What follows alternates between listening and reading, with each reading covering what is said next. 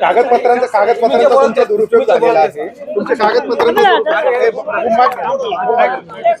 जे खातं आहे ते बनावट आहे.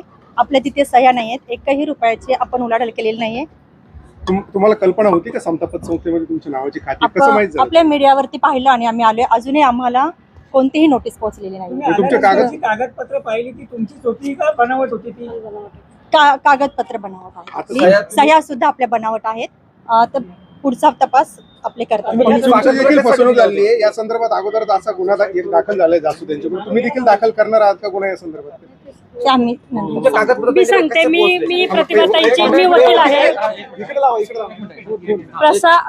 मी ॲडव्होकेट जयश्री काळे पालवे, मी प्रतिभा चाकणकर यांची वकील आहे.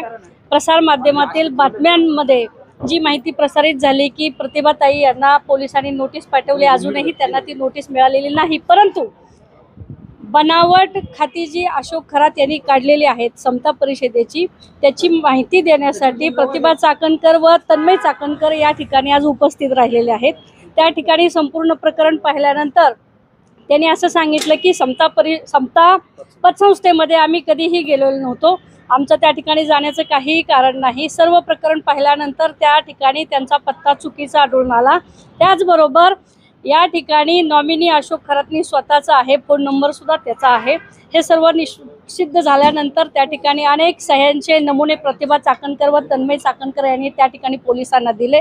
सदरील टायपिंगसाठी या ठिकाणी बराच वेळ लागला आणि हे सर्व खात्रीजमा झाल्यानंतर ते आता बाहेर पडलेले आहेत. पोलिसांना त्या वेळोवेळी सहकार्य करतील आणि तपासामध्ये मदत करतील. पण अजून ह्याच्यामध्ये पोलिसांची इन्क्वायरी चालू आहे आणि त्या संदर्भात वकिलांशी आणि अजून इतर पेपर बघून आम्ही त्या संदर्भात योग्य तो निर्णय घेईल. परंतु याच्यामध्ये काही तथ्य नाही. पोलीस